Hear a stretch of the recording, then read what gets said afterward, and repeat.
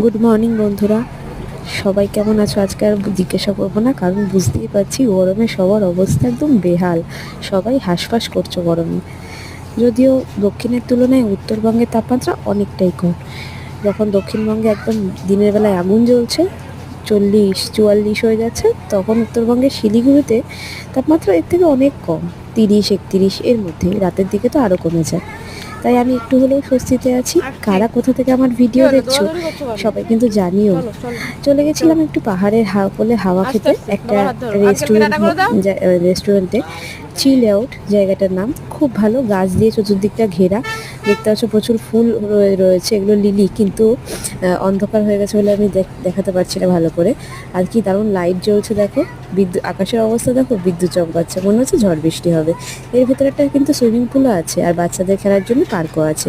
আমার ভিডিওগুলো কেমন লাগে জানিও, লাইক, কমেন্ট, সাবস্ক্রাইব।